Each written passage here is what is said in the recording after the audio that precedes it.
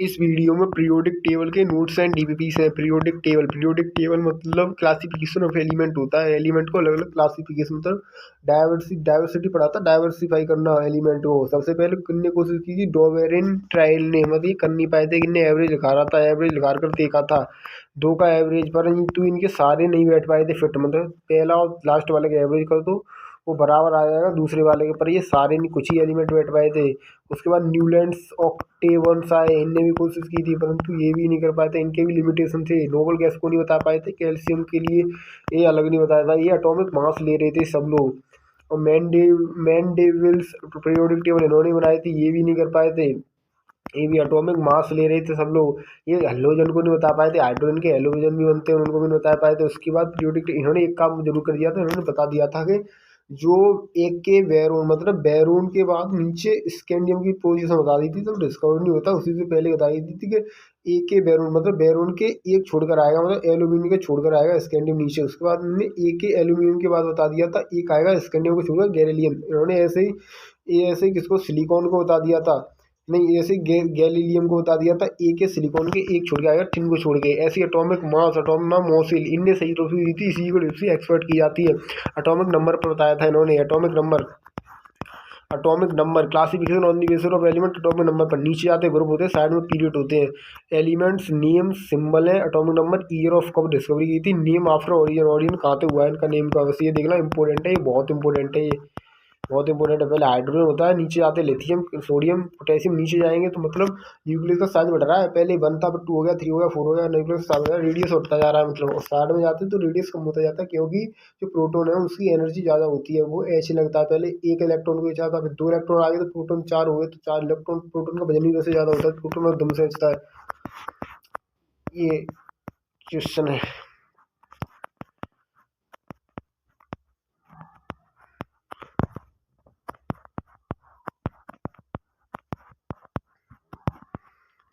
ये स्ट्रेप्टोकस म्यूटेन एक बैक्टीरिया होता है जो हमारे दांत में घुस जाता है। ये स्ट्रेप्टोकोकस बैक्टीरिया होता है, म्यूटेन होता है, वो ऐसे रिलीज करता है, उसका पीएच 5.5 से कम होता है, और हमारे दांतों के लिए 6 से 7 के बीच में पीएच होना चाहिए। इनेबल स्टार्ट डिजोल्व करने लगता है, हमारे दांतों की सीलिंग को 2 बार ब्रश करना चाहिए दिन में। ये सेकंड पार्ट्स के नोट्स हैं। फर्स्ट पार्ट में तूने पढ़ लिया था कि किस किस की डिस्कवरी थी और कैसे नीचे जाते हैं तो वो उसकी एनर्जी कम होती जाती है, इधर जाते हैं लेफ्ट राइट में, राइट साइड में तो बढ़ती जाती है एनर्जी। ये पढ़ लिया था। आगे पढ़, आगे आगे ये आगे देख, आगे आगे उसी कॉन्सेप्ट का ज़्यादा इस्तेमाल होगा। नीचे जाते हैं तो एनर्जी कम हो रही थी, साइड में जाते हैं तो एनर्जी बढ़ रही थी। मेटालिक नेचर क्या होता है, इलेक्ट्रॉन लूज करेगा तो मेटालिक नेचर होगा उसका।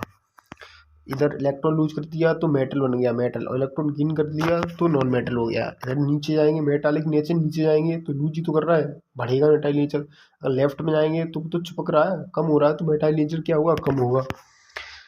और पीरियड ये भी वही बताया गया है। ये क्वेश्चन पूछा, which of the following element है largest atomic radius, atomic layer largest कैसा होता है, सोडियम का होता है। इसे उससे भी देख सकता है, इधर जाएंगे तो सोडियम के उससे देख ले, हाइड्रोजन हीलियम लिथियम ऐसे करके देख ले, सोडियम का एक ही एटम तो आराम से लूज कर लेगा। तो मेटालिक लेजर उसका लार्जेस्ट एटॉमिक रेडियस, सबसे ज़्यादा बड़ा ही तो होगा, आराम से लीज कर देगा, एक इलेक्ट्रॉन होगा। इधर सीजियम और फेरेंशियम इनका सबसे ज़्यादा मेटालिक होता है, कम होता है इसका क्लोरीन का और फ्लोरीन का, इधर की साइड इनका मेटालिक कम होता है। इससे करते हैं, इसको नीचे आते हैं, ऐसे नीचे आते हैं, ऐसे देखते हैं, ऐसे देखते हैं, ऐसे देखते हैं, पर तू डायरेक्ट भी कर सकता है हाइड्रोजन हीलियम लिथियम करके भी। इसमें पूछा हाईएस्ट मेटल नेचर किसका हुआ, सोडियम का है। सोडियम इसमें कैसे किया है, सोडियम नीचे ही तो है, सोडियम नीचे जा रहे हैं तो मेटल नेचर बढ़ रहा है, ऊपर देखा था तो इसका सोडियम को ज़्यादा होगा। और तू इसे भी देखता है हाइड्रोजन हीलियम लिथियम, सोडियम एक एटम है तो आराम से लूज कर देगा, तो ऐसे ही मेटल देखता है, ऐसे भी देख सकता है, दोनों तरीके से देखता है, इससे ज़्यादा इस्तेमाल हो। अब आया आयोनाइजेशन इन थेरेपी, ये होता है first ionization therapy, second ionization. First मतलब फर्स्ट इस वाली इधर लेफ्ट में होगी तो फर्स्ट होगी, इधर जाते जाएंगे तो एनर्जी बढ़ती जाएगी, आयोनाइजेशन बढ़ेगी तो बढ़ेगी, इनका एटम दिखाते जाएंगे, नीचे जाएंगे तो एनर्जी कम होगी, मतलब एनर्जी चुपके होंगे वो कम होते जाएंगे, दूरी तो होते जाएंगे। ये होता है ये देख ले यहाँ पर सबसे ज़्यादा हीलियम की होगी, ध्यान रखना। क्या आयोनाइक एनर्जी, इधर जाएंगे तो बढ़ेगी, पास पास आ रहे हैं एटम तो, और ऊपर नीचे से ऊपर जाएंगे तो भी बढ़ेगी, नीचे जाएंगे तो कम होती जाएगी, दूर दूर हो रहे हैं इलेक्ट्रॉन इसलिए। इधर जैसे यहाँ से देख, बेरिलियम और मैग्नीशियम इनकी ज़्यादा होती है बोरोन और एल्यूमिनियम की। क्यों होती है? क्योंकि ये तो इधर होती हैं, फिर भी इनकी ज़्यादा क्यों होती है? इसलिए होती है क्योंकि ये स्टेबल होती हैं, इनके पूरा ऑक्टेट कंप्लीट होता है, इनका होता नहीं। स्टेबल है तो ज़्यादा एनर्जी लगानी पड़ेगी इलेक्ट्रॉन निकालने के लिए। नोबल गैस स्टेबल होती है, उनसे भी ज़्यादा लगानी पड़ती है। ये एक्सेप्शन है, याद रखना दोनों को। सोडियम नहीं, नाइट्रोजन और पोटेशियम की ज़्यादा होती है ऑक्सीजन और इनसे। देख यहाँ पर भी देख ले, लेफ्ट साइड में, राइट साइड में देख, हाँ इस यहाँ पर भी देख ले। अब आगे देख, ये वही बताया गया सब कुछ। सबसे ज़्यादा नोबल गैस की सबसे ज़्यादा आयोनाइक एनर्जी होती है, अपनी लूज नहीं करती एटम। सीजियम और हेलियम की बताइए तो। और जहाँ में देख इधर जाएंगे, which of the following highest first ionic energy. Highest सबकी ज़्यादा कार्बन की होगी, क्योंकि हाइड्रोजन हेलियम लिथियम से देखता है 4 एटम है लास्ट वाले सेल में, 4 ने लूज करेगा, इन करेगा एनर्जी बहुत लगानी पड़ी, समझो। ऐसे देख सकते हो, वैसे देख सकते हो। अब इलेक्ट्रोनेगेटिविटी देख, ज़्यादा इलेक्ट्रोनेगेटिविटी को हो गई जो अपनी तरफ इलेक्ट्रॉन एच चाहो, शेयरिंग इलेक्ट्रॉन दिखाया पर एक होगा, अपनी तरफ एच चाहो, बाकी हाइड्रोजन ज़्यादा हो गई। नीचे जाएंगे तो कमी तो है रही है, दूर जा रहे हैं। उधर जाएंगे तो आयरन एनर्जी ज़्यादा है रही है, ऐसे देख सकते हो तुम। और अब आगे देख, अब देख सबसे ज़्यादा फ्लोरीन की होते हैं। फ्लोरीन का इलेक्ट्रॉन सबसे ज़्यादा होती है इलेक्ट्रोनेगेटिविटी, क्या वो विद की साइड है तो बढ़ती तो है। तो सीजियम की सबसे कम होते हैं, सीजियम फेरेनियम की सबसे कम होते हैं। और मेटालिक नेचर देख जी, पूरे सब कॉन्सेप्ट पढ़ा होगा इनको माइंड में समझ ले। मेटालिक नेचर, आयन एनर्जी बढ़ेगी इनकी, कम होते हैं। इलेक्ट्रोनेगेटिविटी बढ़ेगी, नोबल गैस की सबसे कम होती है इलेक्ट्रोनेगेटिविटी। और इफ्लिनिटी मतलब प्रेम का, सब चीज़ की तरफ का सब्जेक्ट की तरफ प्रेम होता है, बाद एफिनिटी कहता है। अगर एफिनिटी का होते हैं, एटम प्लस कर रहे हैं तो एनर्जी रिलीज करेगा, आसानी से प्लस कर रहा हो तो एनर्जी रिलीज करेगा, और जबरदस्ती करवा जा रहा है तो वो एनर्जी गेन करेगा। गेन करनी पड़े तभी तो प्लस करेगा एटम। तो यार भाव तो देख सकते हो, काउ पे एक एटम है तो भाई आराम से लूज कर देगा तो एनर्जी रिलीज करेगा। गेन करने का 4 एटम है, चारों गेन करने तो बहुत एनर्जी लगानी पड़ेगी। एफ्लुएंट समझो, इलेक्ट्रॉन एफ्लुएंट कहते जाते हैं। यहाँ पर देख ले, नीचे जाएंगे तो एक एटम है तो इलेक्ट्रो एफिनिटी कमी तो है रही है, और इतने जाएंगे लेफ्ट में तो इलेक्ट्रोनेगेटिविटी बढ़ रही है। तो मैं गलत बताया तो ऊपर वाले देख लिए ढंग से, क्या कॉन्सेप्ट है वो समझ लिए, जेमिनाई से पूछ लिए। इनके बीच में डिफरेंट है तो उनके बीच में ये किलो मोल होते हैं जाकि वो ऐसा यूनिट। अब तो पिटारा जी है, कोरोनरी से होता है, कोरोनरी होते हैं वो ब्लड वेसल होते हैं को। अगर गुड कोलेस्ट्रॉल खाएंगे, बैड कोलेस्ट्रॉल जहाँ में जम जाते हैं, फिर हमें हार्ट तक बढ़ना पड़ता है। हाँ, हार्ट ब्लास्ट रह जाता है, मतलब हार्ट अटैक आएगी। ठंड में जाके होता है, ठंड में भाई जो वो मसल्स होते हैं कॉन्ट्रैक्ट आ जाते हैं, ठंड में कॉन्ट्रैक्ट समझते कॉन्ट्रैक्ट होते हैं। तो ठंड में और पैसों कमी, माँ में ब्लड नहीं जा पा रहा, फ्लू नहीं है रो, कोलेस्ट्रॉल की वजह से और है जाता तो हार्ट अटैक आएगी ज़्यादा। तो उनको उनके बढ़ते हुए एटॉमिक नंबर में सेट करेंगे ना, तो दोस्तों कुछ अंतराल के बाद में, कुछ गैप के बाद में प्रॉपर्टीज रिपीट होना शुरू हो जाएगी। जैसे फॉर एग्जांपल कोई एलिमेंट है जिसका एटॉमिक नंबर कुछ है, इससे ज्यादा एटॉमिक नंबर वाले को इधर रख दिया, इससे ज्यादा एटॉमिक नंबर वाले को इधर रख दिया, इससे ज्यादा एटॉमिक नंबर वाले को इधर रख दिया, इससे ज्यादा एटॉमिक नंबर वाले को इधर रख दिया, इससे ज्यादा वाले को इधर रख दिया, इससे ज्यादा एटॉमिक नंबर वाला जिसकी कैरेक्टरिस्टिक दोस्तों बिल्कुल इसकी जैसी थी उसको इधर रख दिया, इससे ज्यादा एटॉमिक नंबर वाला एलिमेंट जिसकी विशेषता बिल्कुल इसकी जैसी थी उसको इधर रख दिया, इससे ज्यादा एटॉमिक नंबर वाला जिसकी कैरेक्टरिस्टिक बिल्कुल इसकी जैसी थी उसको इधर रख दिया, इससे ज्यादा एटॉमिक नंबर वाला एलिमेंट जिसकी कैरेक्टरिस्टिक बिल्कुल इसकी जैसी थी उसको इधर रख दिया। तो देख पा रहे हो कि मतलब हर इंटरवल के बाद में आप लोगों की प्रॉपर्टीज रिपीट हो रही है, तो इनसे आप लोग बोलते हैं मॉडर्न पीरियोडिक टेबल। तो ये मॉडर्न पीरियोडिक टेबल का जो आधार था, जो बेस था, एटॉमिक नंबर था, ये आप लोगों को दिख रही होगी। तो इस वर्टिकल लाइंस को बोलते हैं ग्रुप यानी वर्ग। तो इसमें टोटल 18 ग्रुप होते हैं, 18 ग्रुप है। और ये जो हॉरिजॉन्टल लाइन ना 1 2 3 4 5 6 7, इन हॉरिजॉन्टल लाइंस को बोलते हैं पीरियड यानी आवर। टोटल 7 पीरियड है। अब आप लोग बोलोगे सर ये 2 लाइन एक्स्ट्रा और निकल रही है, नहीं, यहां पर ध्यान से देखेंगे दोस्तों, जो 57 एटॉमिक नंबर है वो है लेंथेनम का, और इसके आगे 14 एलिमेंट्स ऐसे हैं जिनकी कैरेक्टरिस्टिक बिल्कुल लेंथेनम जैसी है। तो दोस्तों बिल्कुल इसके नीचे रख देंगे तो काफी बड़ी हो जाएगी ना पीरियोडिक टेबल। तो यहां से निकाल के अलग रख दिया 58 से 71 वाले को, जिसे आप लोग बोलते हैं लेंथेनाइट्स। बेसिकली जो ये है ना, वो ये 6th नंबर की लाइन है ना, वो इसी का पार्ट है। सिमिलरली 89 जो एटॉमिक नंबर होता है वो होता है एक्टिनियम का। इसके आगे भी जो 14 एलिमेंट्स है उसकी कैरेक्टरिस्टिक बिल्कुल इसकी जैसी थी, तो उसको हम लोगों ने कहां पर रख दिया, 90 से 103 वाले को इधर निकाल के रख दिया। इसको हम लोग बोलते हैं एक्टिनाइट्स। तो जो एक्टिनाइट्स है वो 7th पीरियड का पार्ट है, और जो ये लेंथेनाइट्स है वो 6th पीरियड का पार्ट है। ठीक है, चलिए अब ये जो हमारी पीरियोडिक टेबल ग्रुप, ये मिलकर आप लोगों का पूरा कहलाते हैं एस ब्लॉक। 13 से लेकर 18, 13वां 14वां 15वां है ना, ये 13 से लेकर 18 ये पूरा का पूरा कहलाता है दोस्तों आप लोगों का पी ब्लॉक। बीच में दोस्तों जो 3 से 12 है ये आप लोगों का कहलाता है डी ब्लॉक, और ये जो आप लोगों के लेंथेनाइट्स और एक्टिनाइट्स है ये आप लोगों के मिलकर क्या बनाते हैं, आप लोगों का एफ ब्लॉक बनाते हैं। कई बार एग्जाम में ये क्वेश्चन पूछ लिया जाता है कि बताइए कैल्शियम जो है वो कौन से ब्लॉक का सदस्य है, एस पी डी या एफ, या कुछ और बोल देगा कि जो क्लोरीन है वो कौन से ब्लॉक का सदस्य है, एस पी डी एफ। तो आप लोग इजीली बता सकते हो। चलिए अब एक चीज आपको, क्या ये अनस्टेबल होगा क्या? नहीं सर ये स्टेबल है क्योंकि इसका आउटर मोस्ट शेल में 8 इलेक्ट्रॉन है। क्या ये और ये दोनों अनस्टेबल होंगे क्या? बिल्कुल, क्योंकि इनके आउटर मोस्ट शेल में 8 इलेक्ट्रॉन नहीं है, 7 ही है। तो दोस्तों देखो इन दोनों के आउटर मोस्ट में 7 इलेक्ट्रॉन है, इन दोनों की कैरेक्टरिस्टिक कुछ एक जैसी होगी ना, ये एक इलेक्ट्रॉन को लेना चाहेगा, ये भी लेना चाहेगा, ये भी लेना चाहेगा। तो क्या मैं बोल सकता हूं कि फ्लोरीन और क्लोरीन की जो प्रॉपर्टीज होगी वो एक जैसी होगी? बोलो हां या ना। आर्गन से अलग होगी क्योंकि आर्गन आप लोगों का स्टेबल है। सोडियम आपका स्टेबल है, लेकिन इसकी कैरेक्टरिस्टिक इससे अलग होगी क्योंकि ये एक इलेक्ट्रॉन लेना चाहेगा कहीं से, और ये कैसे भी करके एक इलेक्ट्रॉन डोनेट करना चाहेगा, जिससे इसके आउटर मोस्ट में 8 इलेक्ट्रॉन हो जाए। बात समझ में आ रही है मैं क्या बोलना चाह रहा हूं? इसीलिए आप लोग यहां पर देखोगे, देखो फ्लोरीन और क्लोरीन दोनों एक ही ग्रुप में आ रहे हैं। क्यों? क्योंकि दोनों की कैरेक्टरिस्टिक एक जैसी है। तो ये बात आपको समझ में आई होगी, जिनकी कैरेक्टरिस्टिक एक जैसी होती है वो एक ही ग्रुप में होते हैं आप लोगों के। जैसे अभी आपने आर्गन देखा स्टेबल है, क्योंकि इसके आउटरमोस्ट शेल में 8 इलेक्ट्रॉन है, वैसे ही क्रिप्टॉन के भी 8 है, नियॉन के भी 8 है, इसलिए सारे आप लोगों के एक ही ग्रुप में। बात आई समझ में? जैसे आपको भी मैंने सोडियम का एग्जांपल दिया, सोडियम के आउटरमोस्ट शेल में एक इलेक्ट्रॉन है, पोटेशियम के भी एक है, रुबिडियम के भी एक है, सीजियम के भी एक है, यानी इन सबको एक ही ग्रुप में रख दो, सबकी कैरेक्टरिस्टिक एक जैसी होगी। बात आई समझ में? आई होप आपको समझ में आया होगा। अब चलते हैं थोड़ा सा आगे। दोस्तों हमारे आप लोग बोल देते हैं मेटलॉइड। तो अगर आप लोग ध्यान से देखोगे ना, इस 118 जो एलिमेंट्स है उसमें से कुछ मेटल है, कुछ नॉन मेटल है, कुछ मेटलॉइड। मैंने ब्लू कलर से मेटल्स को रिप्रेजेंट किया है, तो ये आप लोग देख पा रहे हो, ये मैंने ब्लू रेड कलर से नॉन मेटल को रिप्रेजेंट किया और मैंने ग्रीन कलर से नॉन मेटल को सॉरी मेटलॉइड यानी धातु को रिप्रेजेंट करा है। तो अगर आप लोगों से कभी पूछा जाए कि एस ब्लॉक में क्या पाए जाते हैं, मेटल्स या मेटल और नॉन मेटल, आपको एस ब्लॉक में सारे के सारे मेटल मिलेंगे, केवल एक नॉन मेटल है आप लोगों का हाइड्रोजन। अगर आप लोगों से पूछा जाए डी ब्लॉक में क्या होता है, डी ब्लॉक में सारे के सारे मेटल्स होते हैं, एफ ब्लॉक में भी सारे के सारे मेटल्स होते हैं, पी ब्लॉक इकलौता ऐसा ब्लॉक है जहां पर आप लोगों को मेटल्स भी मिलेंगे, नॉन मेटल्स भी मिलेंगे, मेटलॉइड भी मिलेंगे। चलिए अब आगे चलते हैं हम लोग यहां पर। और भी कुछ विशेष नाम होता है। 17th ग्रुप में जितने भी आप लोगों के एलिमेंट्स आ रहे हैं, जैसे फ्लोरीन, क्लोरीन, ब्रोमीन, इनका भी कुछ विशेष नाम होता है। क्या होता है भी डिस्कस करेंगे। 18th ग्रुप में जितने भी एलिमेंट्स आते हैं इनके भी कुछ विशेष नाम होते हैं, आइए डिस्कस करते हैं। देखिए दोस्तों, ग्रुप 1 के अंदर जितनी भी मेटल्स होती है उसे आप लोग बोलते हैं अल्कली मेटल्स यानी क्षार धातु। जैसे कई बार एग्जाम में पूछा जाता है, 4 ऑप्शन दे देंगे, लिथियम, कैल्शियम, सोडियम, पोटेशियम की, बताइए इनमें से कौन अल्कली मेटल है। तो पहले ग्रुप में कौन कौन आता है? Hydrogen, lithium, sodium, potassium, rubidium, caesium, francium. अब हाइड्रोजन तो मेटल है नहीं, नॉन मेटल है, ठीक है। इसके अलावा जितने भी सब मेटल है, lithium, sodium, potassium, rubidium, caesium, francium. Calcium आपका फर्स्ट ग्रुप में नहीं आता, ठीक है। तो ध्यान रखना, फर्स्ट ग्रुप में जो मेटल्स आता है उसको अल्कली मेटल्स बोलते हैं। ग्रुप नंबर 2 में है ना, ग्रुप नंबर 2 में आपको बताता हूं, ग्रुप नंबर 2 में कौन कौन आता है? बेटा, मांगे, कार, स्कूटर, बाप, राजी, beryllium, magnesium, calcium, strontium, barium, radium, ये सारे के सारे आपके कहलाते हैं अल्कलाइन अर्थ मेटल, क्षारीय मृदा धातु। दोस्तों ग्रुप नंबर 3 से 12 ये आप लोगों का क्या है? बेसिकली डी ब्लॉक है। आप लोगों का ध्यान से देखोगे, ये 3 से 12 ये आप लोगों का डी ब्लॉक है। इसके अंदर जो भी आता है सारे के सारे क्या है? मेटल्स है। इन मेटल को विशेष नाम से जाना जाता है ट्रांजिशन मेटल यानी संक्रमण धातु। सर इसको मैं कैसे याद रखूं? देखो एक चीज मुझे बताइए, लेफ्ट में क्या है? सारे मेटल्स है, नॉन मेटल क्या है? राइट में। तो बेसिकली लेफ्ट से जब आप लोग राइट में जा रहे हो तो मेटल से नॉन मेटल को जा रहे हो, यहां पर ट्रांजिशन हो रहा है, समझ लो। तो इसलिए आप लोगों का ये जो डी ब्लॉक है 3 से 12 है, ये आप लोगों का क्या है? ट्रांजिशन मेटल्स है, ठीक है। संक्रमण धातु बोलते हैं इसको, संक्रमण तत्व बोल लीजिए, धातु बोल लीजिए, क्योंकि जितने भी तत्व सारे के सारे धातु है। नेक्स्ट बात करते हैं ग्रुप नंबर 13। यहां पर जो आप लोगों का देखो, ये रही हमारी पीरियोडिक टेबल। फर्स्ट पीरियड में केवल कौन आता है? हाइड्रोजन और हीलियम आते हैं। सेकंड में कौन आते हैं? इधर लिथियम, इधर बेरिलियम, इधर boron, carbon, nitrogen, oxygen, fluorine, neon. तो ये जो 13वां ग्रुप स्टार्ट होता है ना, वो कहां से होता है? बोरोन से होता है। इसलिए 13वें ग्रुप में जो भी आता है ना, कौन कौन आता है? बैंगन, आलू, गाजर, इन, थैला भी बताऊंगा, टेंशन मत लो। इसको बोरोन फैमिली के नाम से जानते हैं, क्योंकि इसका टॉप पे कौन बैठा है? बोरोन बैठा है, ठीक है। फिर इसके बाद में 14 को यहां पर कार्बन से स्टार्ट होता है ना, तो 14 ग्रुप में जो भी आता है ना उसको कार्बन फैमिली के नाम से जानते हैं। 15 वाला जो है वो आपका नाइट्रोजन से स्टार्ट हो रहा है, तो उसको नाइट्रोजन फैमिली के नाम से जानते हैं, ठीक है। और जो 16 वाला है वो ऑक्सीजन से स्टार्ट हो रहा है, तो उसको ऑक्सीजन फैमिली के नाम से जानते हैं, या उसको चाल्कोजन भी बोलते हैं। अब देखिए दोस्तों, 17 ग्रुप में आते हैं आप लोगों के fluorine, chlorine, bromine, iodine, astatine. तो 17 ग्रुप में जो भी आते हैं ना, इसे आप लोग बोलते हैं हैलोजन। दोस्तों हैलोजन का मतलब होता है सॉल्ट फॉर्मिंग, लवण का निर्माण करने वाले। तो जितने भी सॉल्ट होते हैं ना, मैक्सिमम में आप लोगों को ये देखने को मिलेंगे। जैसे सोडियम क्लोराइड एक सॉल्ट है, क्या इसमें क्लोरीन है क्या? कैल्शियम क्लोराइड एक सॉल्ट है, क्या इसमें क्लोरीन है क्या? तो ये जो 17 ग्रुप के जो एलिमेंट्स होते हैं सबसे ज्यादा सॉल्ट बनाते हैं, इसलिए हम लोग इसको हैलोजन के नाम से जानते हैं। दोस्तों 18 ग्रुप में आप लोगों का क्या आएगा? अभी जो आर्गन था उसको आपने 18 ग्रुप में रखा, इसके क्या था? ये बिल्कुल स्टेबल था। तो 18 ग्रुप में जो भी आता है ना, सबसे पहले तो गैस स्टेट में पाए जाते हैं, साथ में ये किसी से अभिक्रिया नहीं करते, ये इसलिए हम लोग इनको नोबल गैस के नाम से जानते हैं। नोबल का मतलब है राजा, राजा अकेला रहता है ना, ऐसे सबके साथ बैठ जाता है। तो इसलिए ध्यान से आप लोग देखो आप लोग बस एग्जाम में इतनी पीरियोडिक टेबल बना लीजिए, आपका सारा काम आसान हो जाएगा। ये रही पीरियोडिक टेबल। फर्स्ट ग्रुप में होते हैं केवल हाइड्रोजन और हीलियम, ठीक है। सेकंड में आप लोगों का, अच्छा मैं डायग्राम वो लेकर आता हूं, यहीं से बनाता हूं मैं। फर्स्ट ग्रुप में आप लोगों का होता है, सॉरी फर्स्ट पीरियड में हाइड्रोजन और हीलियम, याद आ जाएगा इतना भाई। एटॉमिक नंबर 1 और ये 2। दूसरे में होते हैं आप लोगों के लिथियम, बेरिलियम, बेरिलियम का एटॉमिक नंबर 4 होता है, तो 5 वाला इधर आएगा बोरोन, फिर कार्बन, फिर की रब से फरियाद, यहां फिर नियोन, ठीक है। अब आप लोग ध्यान रखिए, ये याद रखो, हलीना की रब से फरियाद।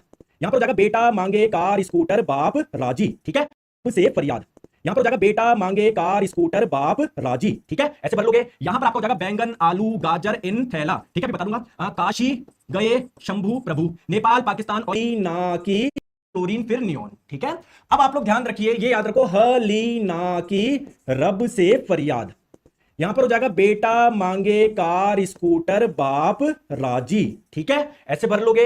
यहां पर आपका हो जाएगा बैंगन, आलू, गाजर, इन, थैला, ठीक है। अभी बता दूंगा, काशी गए शंभू प्रभु, नेपाल, पाकिस्तान, ऑस्ट्रेलिया, सब बीमार। लेकिन आपको ये रटने नहीं है, ठीक है। ओ स्टाइल से टीपो आपको समझना है। जैसे फॉर एग्जांपल आप लोगों से एग्जाम में पूछ लिया जाएगा कि एक ऐसा एलिमेंट जिसका एटॉमिक नंबर 28 है, बताओ आपको कहां पर मिलेगा? पीरियोडिक टेबल में कौन से ग्रुप में मिलेगा, कौन से पीरियड में मिलेगा? अब मान लो आपको नहीं पता 30 एटॉमिक नंबर तक, आपको 20 तक तो पता है। 20 किसका होता है? कैल्शियम का होता है। आपको पता है पीरियोडिक टेबल में एलिमेंट्स को एटॉमिक नंबर के आधार पर सजाया गया है। तो अगर 20 वाला इधर है तो 21, 22, 23, 24, 25, 26, 27, 28, 29, 30। तो 30 एलिमेंट 30 एटॉमिक नंबर किसका है? वो यहां पर आपको मिलेगा। ये कौन सा ग्रुप है? 12वां ग्रुप है। और पीरियड कौन सा है? पहला, दूसरा, तीसरा, चौथा। समझ में आ रही है आपको मैं क्या बोलना चाह रहा हूं? बिल्कुल सर। अब देखो साथ में आप लोगों से पूछे जाते हैं ये ट्रेंड कि बताइए ऊपर से नीचे जाने पर क्या बढ़ेगा, लेफ्ट से राइट पे जाने पर क्या बढ़ेगा, और आप लोग रटना शुरू कर देते हो। देखो मैं भी रटवा देता हूं। जैसे आ जाओ, लेफ्ट से राइट पे जाने पर इलेक्ट्रोनेगेटिविटी बढ़ती है, नीचे से ऊपर जाने पर बढ़ती है, ठीक है। साथ में आ जाओ, देखो सबसे पहले आ जाओ, देखो सबसे पहले हम लोग समझते हैं कि पीरियड में लेफ्ट से राइट पे जाने पर क्या होता है, और ऐसे हम लोग समझेंगे ऊपर से नीचे जाने पर क्या होता है। तो मैंने एक एग्जांपल ले लिया, फर्स्ट ग्रुप में कौन कौन होता है? Hydrogen, lithium, sodium, potassium. तो मैंने एक एग्जांपल ले लिया, हाइड्रोजन, लिथियम, सोडियम, पोटेशियम, ठीक है। अब आप लोगों को पता है कि हाइड्रोजन का एटॉमिक नंबर 1 है, यानी इसके एटम में टोटल इलेक्ट्रॉन 1 है। तो पहली कक्षा में आ जाएगा वो 1 इलेक्ट्रॉन। इसमें टोटल 3 इलेक्ट्रॉन है, पहली कक्षा में 2, दूसरे में 1, टोटल 11 है। पहली कक्षा में 2 रह सकते हैं, दूसरे में 8 बचा हुआ है, अगली कक्षा में चला जाएगा। टोटल 19 है, पहली कक्षा में 2, दूसरे में 8, तीसरे में 8, चौथे में 1।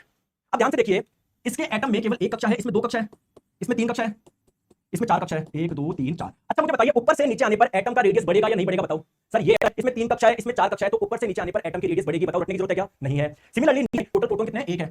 अब प्रोटॉन कितने कैसे पता पड़ेगा? जो एटॉमिक नंबर होता है ना वही प्रोटॉन की संख्या के बराबर होता है। यानी हाइड्रोजन में टोटल प्रोटॉन कितने हैं? ऊर्जा। सर आयनन ऊर्जा क्या होती है? बाह्यतम कक्षा से एक इलेक्ट्रॉन को निकाल, देखो इलेक्ट्रॉन जो होता है ना, जैसे कोई एटम है उसके बीच में न्यूक्लियस, इसके चारों कक्षा जिसमें इलेक्ट्रॉन चक्कर लगा रहा है। अभी जो इलेक्ट्रॉन है इसको प्रोटॉन है ना अपनी ओर आकर्षित करके रखता है। आप इलेक्ट्रॉन को ऐसे नहीं निकाल सकते, आपको एनर्जी देनी पड़ेगी तब इलेक्ट्रॉन निकलेगा। तो किसी के बाह्यतम कक्षा से इलेक्ट्रॉन को बाहर निकालने के लिए आपको एनर्जी देनी पड़ेगी ना, उसे ही बोलते हैं आयनाइजेशन एनर्जी। आप मुझे बताइए इसके बाह्यतम कोश में एक इलेक्ट्रॉन है, इसको आसानी से निकाल पाओगे? या इसके बाह्यतम कोश में जो एक इलेक्ट्रॉन इसको आसानी से निकाल पाओगे? यहां पर नहीं निकाल पाओगे क्योंकि प्रोटॉन के जस्ट पास में है। प्रोटॉन आपको देख रहा है, प्रोटॉन इस इलेक्ट्रॉन को अच्छे से पकड़ रखा है, जबकि यहां पर काफी ज्यादा दूर है।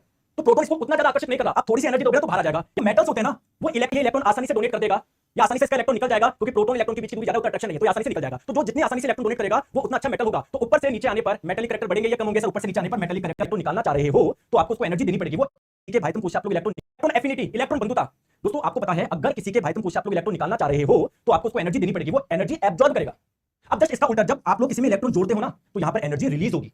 तो किसी इलेक्ट्रॉन को जोड़ने पर कितनी एनर्जी रिलीज होगी उसे ही आप लोग बोलते हैं इलेक्ट्रॉन एफिनिटी। या कहां पर इलेक्ट्रॉन आसानी से जुड़ जाएगा आप लोगों को बताना, क्योंकि इलेक्ट्रॉन जैसे जुड़ जाएगा ज्यादा एनर्जी मिलेगी। तो जो जहां पर इलेक्ट्रॉन आसानी से आकर्षित हो रहा है वहां पर इलेक्ट्रॉन आसानी से जुड़ भी तो जाएगा ना। जो ट्रेंड इलेक्ट्रॉन नेगेटिविटी का वो इलेक्ट्रॉन एफिनिटी का। अगर ऊपर से नीचे इलेक्ट्रॉन नेगेटिविटी घटेगी तो ऊपर से नीचे आने पर इलेक्ट्रॉन एफिनिटी भी घटेगी। आगे बात समझ में बोलो हां या ना? आगे बात समझ में आ गई? क्या ये ट्रेंड आपको रटने की जरूरत है क्या? आप लोग इसमें आउटर मोस्ट शेल में जो इलेक्ट्रॉन्स होते हैं उसे बोलते हैं वैलेंस इलेक्ट्रॉन यानी संयोजी इलेक्ट्रॉन। जब ऊपर से नीचे आओगे तो वैलेंस इलेक्ट्रॉन यानी संयोजी इलेक्ट्रॉन की संख्या पे क्या प्रभाव पड़ेगा? सर यहां पर भी बाइटम कक्षा में एक इलेक्ट्रॉन था, यहां पर भी एक था, यहां पर भी एक था, यहां पर भी एक था। ऊपर से नीचे आने पर वैलेंस इलेक्ट्रॉन यानी संयोजी इलेक्ट्रॉन की संख्या पे कोई प्रभाव नहीं पड़ेगा। बाइटम कोश में जितने इलेक्ट्रॉन यहां पर थे उतने ही यहां पर रहेंगे, उतने ही यहां पर रहेंगे। क्लियर है? आगे बात समझ में? बात किया लेफ्ट से राइट पे जाने पर वैलेंस इलेक्ट्रॉन की संख्या पे क्या प्रभाव पड़ेगा, तो आप लोग सिंपल सा बोल सकते हो दोस्तों बढ़ेगा। बाकी भी ट्रेंड आप लोगों को बताने हैं, आइए मैं आपको बताता हूं। दोस्तों इसमें देखो 2,8,1 2,8,2 2,8,3, इसमें भी 3 कक्षा है, इसमें भी 3 कक्षा है, इसमें भी 3 कक्षा। तो लेफ्ट से राइट पे जाने पर आपको लगेगा एटम की रेडियस में कोई भी प्रभाव नहीं पड़ेगा। अरे दोस्तों पड़ेगा। देखो प्रोटॉन और इलेक्ट्रॉन की संख्या में क्या, प्रोटॉन इलेक्ट्रॉन के बीच में क्या होता है? आकर्षण होता है। सोडियम का एटॉमिक नंबर है 11 यानी इसमें है 11 प्रोटॉन, इसका है 12 यानी 12 प्रोटॉन। प्रोटॉन और 11 इलेक्ट्रॉन के बीच में ज्यादा आकर्षण होगा या 12 प्रोटॉन 12 इलेक्ट्रॉन के बीच में ज्यादा आकर्षण होगा या 13 प्रोटॉन 13 इलेक्ट्रॉन के बीच में ज्यादा आकर्षण होगा? बताओ। सबसे ज्यादा आकर्षण यहां पर होगा ना, तो अट्रैक्शन में ज्यादा, यहां पर और कम, यहां पर और कम। तो पीरियोडिक टेबल में लेफ्ट से राइट पे जाने पर एटॉमिक रेडियस क्या होती है? घटती है। याद रख लोगे क्या? तो आई होप आप लोगों को ट्रेंड समझ में आ गया होगा। दोस्तों एक ट्रेंड और है जो जनरली आप लोग पढ़ के नहीं जाते, एग्जाम इस बार बहुत पूछा था, न्यूक्लियर चार्ज, नाभिकीय आवेश। दोस्तों आप लोग मुझे बताइए लेफ्ट से राइट पे जाने पर न्यूक्लियर चार्ज पे क्या प्रभाव होगा, नाभिकीय आवेश पे? अरे यार न्यूक्लियर चार्ज होता क्या है? न्यूक्लियस पे टोटल चार्ज, नाभिक पर कुल आवेश। नाभिक में क्या होता है? प्रोटॉन और न्यूट्रॉन होते हैं। न्यूट्रॉन पे कोई आवेश होता नहीं है, प्रोटॉन पे होता है। तो यहां पर 11 प्रोटॉन है, यहां पर 12 प्रोटॉन है, यहां पर 13 प्रोटॉन है। बताओ किसके न्यूक्लियस में ज्यादा चार्ज है? यहां पर ज्यादा, यहां पर कम है, यहां पर ज्यादा है। तो लेफ्ट से राइट पे जाने पर आप लोगों का न्यूक्लियर चार्ज, नाभिकीय आवेश क्या बढ़ता है। सिमिलरली जब आप लोग ऊपर से नीचे आते हो, मैंने एग्जांपल दिया था लिथियम सोडियम, या लिथियम का एटॉमिक नंबर 3 है यानी इसमें 3 प्रोटॉन है, सोडियम का 11 है इसमें 11 प्रोटॉन है। तो जैसे जैसे नीचे आते जा रहे हो उनके न्यूक्लियस में आप लोगों को प्रोटॉन ज्यादा मिलते जा रहे हैं, यानी ऊपर से नीचे आओगे तब भी न्यूक्लियर चार्ज क्या होगा? बढ़ेगा। तो ये तो आप लोग कर लेते हैं, लेकिन दिक्कत है ये नहीं कर पाते आप लोग, है ना? लेफ्ट राइट पे जाने पर न्यूक्लियर चार्ज बढ़ेगा, ऊपर से नीचे आने पर भी बढ़ेगा। आप क्या नहीं कर पाते हो? Effective nuclear charge. ये क्या आ गया? देखो एक चीज मुझे बताओ आप लोग, लेफ्ट से राइट पे जाने पर क्या हो रहा था? लेफ्ट से राइट पे जाने पर क्या हो रहा था? लेफ्ट से राइट पे जाने पर क्या हो रहा था? क्या हो रहा था? एटॉमिक रेडियस घट रही थी। यानी मैं बोल सकता हूं क्या अंदर का चार्ज ज्यादा था? भाई घट रही थी, घट को यहां से यहां पर जाने पर, क्योंकि अंदर का चार्ज ज्यादा है, प्रोटॉन ज्यादा है ना, तो ज्यादा आकर्षित कर रहे हैं इलेक्ट्रॉन को। तो मैं बोल सकता हूं यहां पर न्यूक्लियर चार्ज ज्यादा है। ठीक है, बहुत बढ़िया। तो लेफ्ट से राइट पे जाने पर मैं बोल सकता हूं इफेक्टिव न्यूक्लियर चार्ज ज्यादा। इफेक्टिव न्यूक्लियर चार्ज मतलब नेट चार्ज जो कि न्यूक्लियस कर रहे हैं इलेक्ट्रॉन पे लगा रहे अपनी ओर। जब आप लोग ऊपर से नीचे जा रहे हो, ऊपर से नीचे जाने पर क्या हो रहा है? ऊपर से नीचे जाने पर क्या हो रहा है दोस्तों? यहां पर तो एक ही प्रोटॉन था, यहां पर 3, यहां पर 11, यहां पर 19, फिर भी दोस्तों एटम का साइज कम नहीं हो रहा, बढ़ रहा है। तो बढ़ क्यों रहा है? जबकि अंदर तो बहुत सारे प्रोटॉन बैठे हैं जो ज्यादा आकर्षित करेंगे, अंदर तो न्यूक्लियर चार्ज बहुत ज्यादा है। इसका मतलब यह है कि जितना ये इलेक्ट्रॉन को अट्रैक्ट करने चाहिए उतने नहीं कर रहे। तो मैं बोल रहा हूं ऊपर से नीचे आने पर इफेक्टिव न्यूक्लियर चार्ज क्या हो रहा है? कम हो रहा है। तो ये effective nuclear charge I hope आपको समझ में आया होगा। तो दोस्तों ध्यान रखिएगा इफेक्टिव न्यूक्लियर चार्ज के बारे में मैंने आपको बता दिया। लेफ्ट से राइट पे जाने पर बढ़ता है और ऊपर से नीचे आने पर घटता है। ठीक है, अब दोस्तों ये जो हमारी पेज देख रहा हूं आप लोगों के नॉन ये मेटल है आप लोगों के, तो एक प्रकार की जिगजैग लाइन बन रही है ना, तो जिगजैग लाइन किसको सेपरेट कर रही है? मेटल्स को नॉन मेटल से। हलीना की रब से फरियाद, ग्रुप 1 कंप्लीट। फिर अभी बच्चा था, उसका नंबर बहुत तगड़ा आ गया, तो उसने बोला पापा अगर नंबर अच्छे आ गए तो मैं जो मांगूंगा वो चाहिए। तो उन्होंने सोचा बाइक मांगे और क्या। अब बेटे की ख्वाहिश बहुत ज्यादा थी, भैया ने कार मांग ली, बेटा मांगे कार। अब भैया सर और पापा ऐसे देख रहे हैं, सर बाप रोए, बेटा मांगे कार, सर बाप रोए कि भैया हम तो सोच रहे थे बाइक, इन्हें तो कार ही मांग ली। तो ये आपका ग्रुप 2 यहाँ पर कंप्लीट होता है। अब आते हैं, ठीक है बेटा ध्यान से पहले आता है बेगन आलू गाजर इन थैला। भैया सीधी सी बात है, मार्केट जाओगे तो थैला लेके जाओगे ना, तो क्या क्या लिया? बेगन आलू गाजर इन थैला, कोई दिक्कत नहीं है। ये है आपका ग्रुप 13। ग्रुप 14 की बात है, देखो काशी गए संत प्रभु, ठीक है, काशी गए संत प्रभु, समझ पा रहे हैं? ग्रुप 14 आगे सुनिए। सर मैच तो देखते ही है ना, मैच देखते तो हम 2-3 भैया टीम को बहुत बेकार गुस्से से ना कोसते रहते हैं, जब इंडिया के साथ मैच आता है मारो मारो मारो। तो देखिए न्यूजीलैंड, पाकिस्तान, ऑस्ट्रेलिया सब भिखारी। ग्रुप 15 खत्म। ग्रुप 16 कभी कभी स्कूल में हुआ ना, ऐसे लिखते लिखते, देखिए उससे टी पो, उससे टी पो, ठीक है। Group 16 complete. अगला 17 बेटा, कभी कभी होता है आप ऐसे कोई आंटी होती है, आंटी ने आप लड़की को गलती से आंटी तो वैसे लिखती है, क्यों मैं आंटी देख रही हूं? तो आप देखिए कोई एक लड़की बाहर आई, आपने आंटी कह दिया। फिर कल बाहर आई आंटी, आंटी मत बोलना, बहुत जम के पिटोगे तुम लोग, है ना, तुम्हारे कान के नीचे घंटी बजा देंगे वो, ठीक है। फिर देखिए ग्रुप 18 ढंग से पढ़ेंगे, है ना। आपको एक्सरे करवाने जाना तो आपका दोस्त कहता भाई एक मैं बताता हूं दुकान वहां बहुत बढ़िया एक्सरे होता है ना, हीना नीना और करीना जी करती हैं। तो देखो क्या है, हीना नीना और करीना का एक्सरे रंगीन, ठीक है। तो ये बिल्कुल होता है आपका ग्रुप 18। तो बेटा ये हो गया एस ब्लॉक और आपका क्या हो गया पी ब्लॉक। अब बारी है बेटा सिंपल सी सबसे इंपॉर्टेंट डी ब्लॉक की। चलो है ना। मैं आपको कहता हूँ ऐसी ट्रिक है ना, मजा आ जाएगा भाई, आपको मजा आ जाएगा बस। ठीक है, ध्यान से सुनना। अब क्या है ना, हमारी क्लास में एक यामिनी जी थी, तो उनके लिए थोड़े कथन है, थोड़ा ध्यान से सुनिएगा, है ना। सोचो तो लगती यामिनी लाजवाब, ठीक है ना, ध्यान से सुनिए बिल्कुल एकदम। सोचो तो यामिनी लगती जबरदस्त है, बेटा ध्यान से, है ना। आपने यामिनी के बारे में सोचा तो क्या है, सोचो तो यामिनी लगती जबरदस्त है ना। अब बढ़िया लग रही है, तो मनी मन उनको, है ना, उनको देखने के लिए निगाहें तरसती हैं, तो देखिए, है ना, ध्यान से। वैसे निगाहें भी तरसा करें, ध्यान से, वैसे निगाहें भी तरसा करें, ठीक है। अब निगाहें तरस गई, है ना, तो फिर जैसे ही वो आई सामने, तो मोहब्बत वाला मन टकरा गया, तो ध्यान से, वैसे निगाहें भी तरसा करें, मोहब्बत वाला मन टकरा के, ध्यान से, मोहब्बत वाला मन टकरा के। अब मोहब्बत वाला मन टकरा गया और वो चली गई। अब भैया ये उदास बैठ गया, फिर इंतजार में, है ना, तो ध्यान से, मोहब्बत वाला मन टकरा के फिर रूठे उस सनम को रहे इंतजार, बेटा ध्यान से, ध्यान से, ध्यान से, क्या बोलो, फिर रूठे उस सनम को रहे इंतजार। फिर इंतजार में बैठा, फिर वो आएंगी, कहता है अब बहुत हुआ, अब तो मैं जा रहा हूं, बात करूंगा। निकल पड़ा पटाने को आज, ठीक है, निकल पड़ा पटाने को आज, और फिर इस प्रोसेस में पड़ गए तो आपका नीट तो डूब गया और जिंदगी कद्दू हो गई, और जिंदगी कद्दू हो गई, खत्म बेटा। समझ में आया? एक बार और अच्छे से पूरी लाइन बताऊंगा, ठीक है। तो यामिनी लगती जबरदस्त है, वैसे निगाहें भी तरसा करें, मोहब्बत वाला मन टकरा के फिर रूठे उस सनम को रहे इंतजार, निकल पड़ा पटाने को आज और फिर जिंदगी कद्दू हो गई, खत्म बेटा, आपका पूरा डी ब्लॉक। यामिनी लगती जबरदस्त है, वैसे निगाहें भी तरसा करें, है ना, मोहब्बत वाला मन टकरा के फिर रूठे उस सनम को रहे इंतजार, निकल पड़ा पटाने को आज और फिर जिंदगी कद्दू हो गई। कितना प्यारा था पहले। तो देखिए क्या क्या हो गया सर, ट्रांजिशन सीरीज बेटा उसकी जरूरत नहीं है ना, आपको 103 तक याद करने हैं। अब आते हैं अपन लास्ट, अच्छा सर चौथी ट्रांजिशन सीरीज बेटा उसकी जरूरत नहीं है ना, आपको 103 तक याद करने हैं। नेक्स्ट आ जाओ, आ जाओ बेटा, आ जाओ, लास्ट और करवाते हैं आपको। ये देखिए, ये दो सीरीज होती है, एक आपकी 58 से 71, है ना, और एक 90 से लेकर 103 जिसको लॉरेंशियम कहते हैं। चलिए एक एक करके आ जाओ। ऊपर वाला, सीने पर नदियां, ध्यान से बेटा, सीने पर नदियां प्रेम की समाई, ओ माय गॉड। अब भाई जब ये प्रेम प्रेम के चक्कर में आ जाते हैं तो अपने मन में गुदगुदी होने लगती है ना, मन अपने आप गुदगुदाने लगता है, ठीक है। तो देखिए, सीने पर नदियां प्रेम की समाई, यूं ही गदगद तब दिल, देख रहे हो, दिल अपने आप गदगद हो रहा है, ठीक है, क्या हो रहा है, गदगद हो रहा है, और अंदर से आवाज आ रही है, लगती तो लाजवाब है, ठीक है, हाँ। यूं ही गदगद तब दिल हुआ और तुम लाजवाब लगती हो, खत्म बेटा, खत्म, पूरी सीरीज हो गई। ध्यान से सुनो, सीने पर नदियां प्रेम की समाई, यूं ही गदगद तब दिल हुआ और तुम लाजवाब लगती हो, खत्म बेटा। कितना इजी था भाई, ऐसे याद कर लो, बिल्कुल दिक्कत नहीं होगी। और नीचे मैंने ट्रिक भी लिख दिया कि आसानी से आप लिख सकते हो। अगली वाली थोड़ी सी उतनी रिलेवेंट नहीं है जितना इनमें मजा आएगा, लेकिन वो भी बढ़िया, ठीक है। लास्ट एक्टिनॉइड्स, थोड़ा पापड़, है ना, क्या लिखा है, थोड़ा पापड़ यूं ही नापो, ठीक है, ध्यान से, ये एक्सटेंस हो गया, थोड़ा पापड़ यूं ही नापो, पुराने आम कम बिकेंगे, भैया नए कहा जाते तो पुराने कौन बेकार हो गए, हटा, हाँ, पुराने आम कम बिकेंगे, कैफे में ऐसे फरमाओ, है ना, मैडम नूडल्स लाओ, मेरे को भैया बहुत पसंद है भैया नूडल्स, ठीक है, एक बार रिपीट करेंगे, थोड़ा पापड़ यूं ही नापो, पुराने आम कम बिकेंगे, कैफे में ऐसे फरमाओ, मैडम नूडल्स लाओ। तो लाओ सर, 103 तक हो गया, खेल खत्म, पूरा पीरियोडिक टेबल आपके सामने सिर्फ कुछ मिनट्स में। ये लास्ट पार्ट के नोट्स हैं पीरियोडिक टेबल के, इसमें क्वेश्चन है खाली पीरियोडिक टेबल। इसमें पूछा है एटॉमिक नंबर, एटॉमिक नंबर किसने इनकी होता है, एटॉमिक नंबर का है। इसमें पूछा है करेक्ट रेडियस इंक्रीज का, और विच of the following smallest atomic number, सबसे स्मॉलेस्ट किसका होता है, लिथियम का।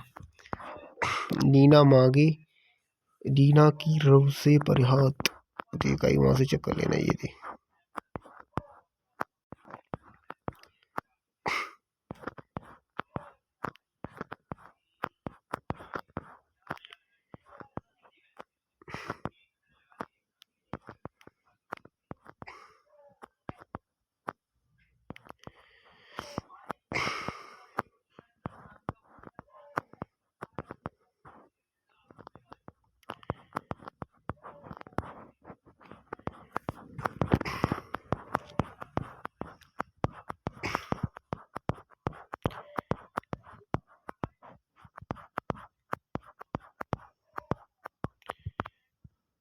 चार मिनट तक सांस लो, फिर बाद 7 मिनट तक रोको, फिर 8 मिनट तो 4 सेकंड तक सांस ऊपर ले जाओ, 7 मिनट तक रोको और 8 मिनट तक नीचे रिलीज करो, तो बात स्ट्रेस कम होता है। और कोई नाग रहे मूड पे तो घुमा के की साइड छुओ, तो जालन की साइड जा आते हो, मूड पे तो घुमा के की साइड छुओ, और बस 3 थिंग्स को देखो, कब चीज को, और 2 कलर देखो बनी थिंग्स के, और 7 एक ईयर सुनो, फिजिकल एक्सरसाइज करो तो स्ट्रेस कम होता है। DPP है DPP।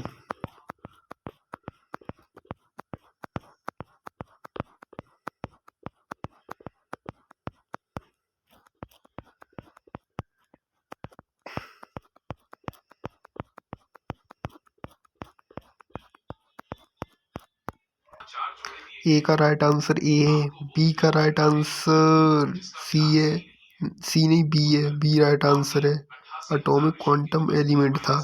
और 4th वाले का राइट आंसर सी है, 5th वाले का राइट आंसर ए है, 6 वाले का राइट आंसर डी होगा। क्यों होगा कि नोबल गैस है, उन्हें 0 ग्रुप एलिमेंट भी कहा जाता है। 7th वाले का राइट आंसर डी है, डी। और 8th वाले का राइट आंसर डी। 9 वाले का राइट आंसर बी और 3rd वाले का राइट आंसर सी और 10 वाले का राइट आंसर ए। पूरा चैप्टर खत्म।